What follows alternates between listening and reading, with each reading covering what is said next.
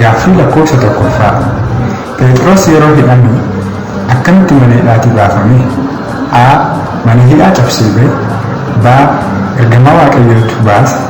C. Bartoota Yesuustu baase. D. Amantoota Yerusaalemtu baase.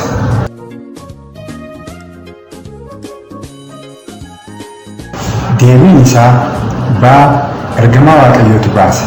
Hojii Ergamootaa boqonnaa 12 lakkoofsa 7 hanga 8tti.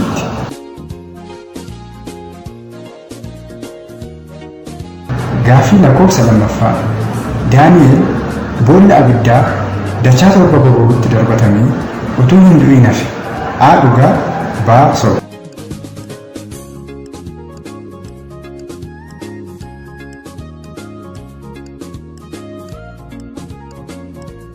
Deebiin isaa B. Soba. Daani'el 6:16.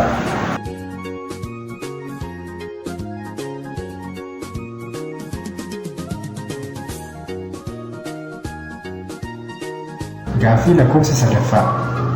Galaanni Phexros fa'aa keessaa qurxummii qabaa turan maqaa lamaan beekama. Isaanis maalii fi maali? A. Galaana Diimaa fi Xibeeriyaas. B. Yordaanosii fi Xibeeriyaas. C. Galiilaa fi Xibeeriyaas. D. Hunda.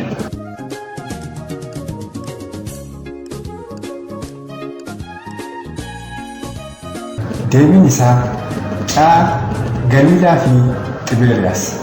Wangeela Yohaannis 6:1.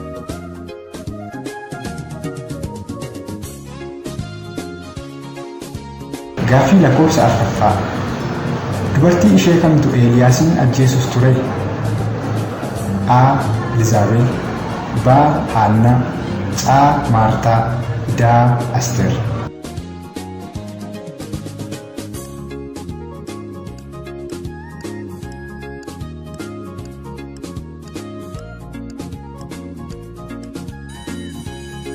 Deebiin isaa A.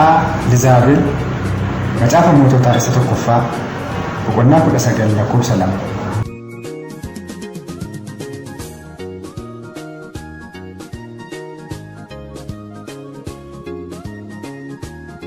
Gaaffii lakkoofsa 5ffaa.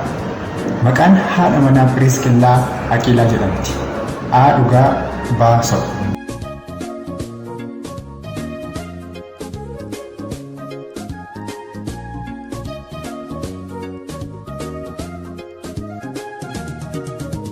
Deebiin isaa B. Soba. Hojii Ergamootaa boqonnaa 18 lakkoofsa 2.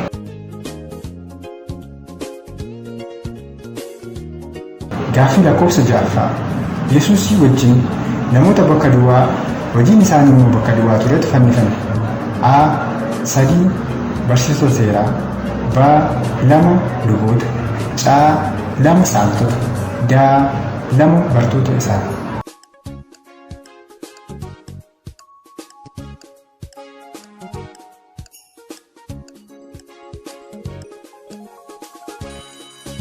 Deebiin isaa C. 2 saamtota. Wangeela Maatewos boqonnaa 27 lakkoofsa 38. Gaaffii lakkoofsa 7ffaa. Macaafota armaan gadii keessaa tokko Museen qabiyyee barreeffama isaa keessaa qooda qaba. A. Macaafa faarfannaa. B. Macaafa Iyyaasuu. C. Hojii Ergamootaa. D. Deebii hin qabu.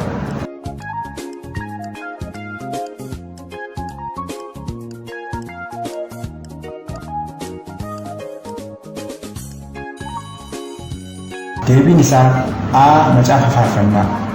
Macaafa faarfannaa boqonnaa 90. Gaaffii lakkoofsa 8ffaa. Utuu harree abbaa isaa barbaadu Waaqayyo akka inni mootii Israa'el ta'uuf kan dibe eenyudha? A. Daawit. B. Saa'ol. C. Saamu'eel. D. Solomoon.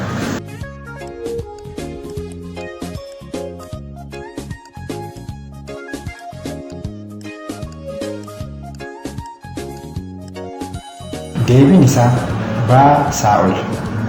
Saamu'eel isa tokkoffaa boqonnaa 10. Gaaffii lakkoofsa 9ffaa.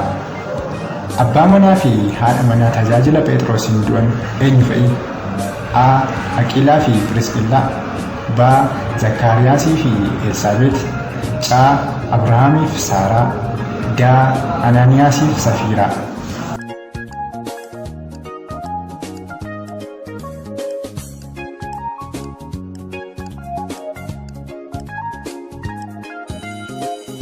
Deebiin isaa D. Anaaniyaasii fi Safiiraa.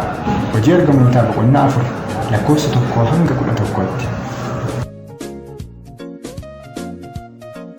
Gaaffii lakkoofsa 10ffaa bakka duwwaa guuti.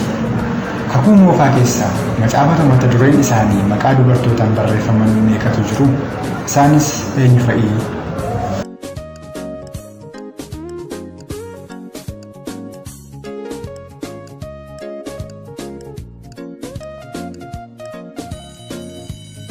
Deebiin isaa 2 macaafa Ruutii fi macaafa Asteer.